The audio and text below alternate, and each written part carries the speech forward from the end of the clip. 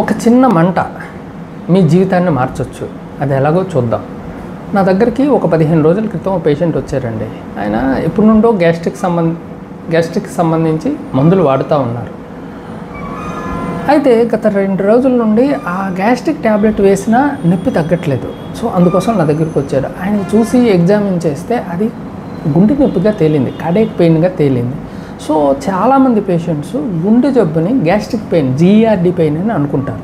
ఈ రెండింటిని డిఫరెన్షియేట్ చేయడం ఎలా? జీఆర్డీ పెయిన్ సాధారణంగా మంటలా వస్తుందండి. ఈ మంట కొన్నిసార్లు భోజనం చేసిన తర్వాత మొదలవుతుంది. స్పైసీ ఫుడ్ తీసుకున్నాక చాలామందికి మొదలవుతుంది. రాత్రి పడుకున్నాక స్టార్ట్ అవుతూ ఉంటుంది. ఈ జీఆర్డీ మంట మనం ట్యాబ్లెట్ వేసుకున్న, చిన్న యాంటాసిడ్స్ వాడినా తగ్గిపోతూ ఉంటుంది. కార్డియాక్ పెయిన్కి వస్తే యాంజైనా అంటారు.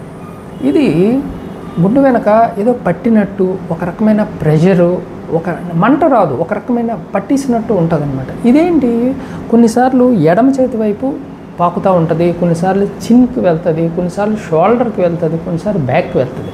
అయితే ఇది గ్యాస్ట్రిక్ ట్యాబ్లెట్ వేసుకొని యాంటాసిడ్స్ వేసుకుంటే తగ్గదు.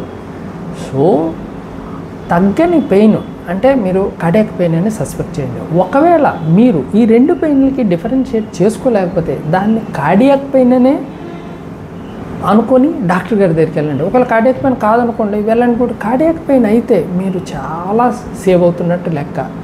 సో ఛాతీలో వచ్చే ప్రతి మంట గ్యాస్ట్రిక్ మంట అయితే కాదు, కార్డియాక్ పెయిన్ కూడా అయి ఉండొచ్చు.